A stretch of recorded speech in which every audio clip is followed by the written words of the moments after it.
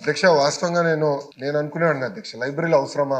వాస్తవంగా చెప్తున్నా, ఎందుకంటే స్మార్ట్ ఫోన్ వచ్చేసింది, ఫోన్ అందరి జోబుల్లో ఉంది, ఇన్ఫర్మేషన్ రియల్ టైం యాక్సెస్ వచ్చింది, లైబ్రరీలో అవసరమా అని అనుకునేవాడిని అధ్యక్ష. కానీ ఎప్పుడైతే నేను పాదయాత్ర చేశానో, గ్రామం గ్రామం తిరిగినప్పుడు, ప్రజల్ని కలిసినప్పుడు గ్రంథాలయాలు ఎంత అవసరం ఉందనేది అక్కడ ఆ రోజు నేను నేర్చుకున్నాను. అంటే కేవలం ఏదో ఇన్ఫర్మేషన్ నాలెడ్జ్ కాదు, దానిపైన చర్చించేదానికి, డిస్కస్ చేసేదానికి ఒక వేదిక కూడా ఇది ఉంటుంది అని ఆ రోజు నేను తెలుసుకుంటాం జరిగింది. దాంట్లో భాగంగా నేను ఏం చెప్పానంటే, మనందరూ తెలిసిన విషయమే, అఫీషియల్స్ లో కొంచెం కొరత ఉంది. సో మంచి అఫీషియల్ తీసుకొచ్చి కొంచెం సమయం పట్టింది. కానీ ఇప్పుడు ఏం చేశామంటే అధ్యక్ష, ఒక మంచి అధికారిని నియమించాను. నేను గ్రామ స్థాయిలో ఉన్న గ్రంథాలయకి ఎలాంటి పుస్తకాలు ఉండాలి, నియోజకవర్గ స్థాయి గ్రంథాలయం ఎలా ఉండాలి, డిస్ట్రిక్ట్ గ్రంథాలయాలు ఎలా ఉండాలి, రీజనల్ గ్రంథాలయం ఎలా ఉండాలి, సెంట్రల్ లైబ్రరీ ఎలా ఉండాలి, దానిపైన చాలా సీరియస్ గా హోంవర్క్ చేస్తున్నాం అధ్యక్ష. అంటే పుస్తకాలు కూడా స్టాండర్డైజ్ చేసి, ఒకవేళ పుస్తకం తీసుకోవాలి, నేను ఒక విద్యార్థి, నేను పుస్తకం చదువుకోవాలి, టెక్నాలజీ ఎట్లాంటి యాప్ ద్వారా పుస్తకం నాకు కావాలంటే పుస్తకం ఎట్లా అందించాలి, దానిపైన కూడా మేము చాలా డీటెయిల్డ్ గా హోంవర్క్ చేస్తున్నాం అధ్యక్ష. అది కూడా యాక్షన్ ప్లాన్ లో పెడుతున్నాం. రాజమండ్రి మీరు ఏదైతే గ్రంథాలయం చెప్పారు, అది చాలా సీరియస్ గా వచ్చే సంవత్సరంలోనే ఈ గ్రంథాలయాల మోడర్నైజేషన్ ప్రాజెక్ట్ కూడా చేపడతాను. గౌరవ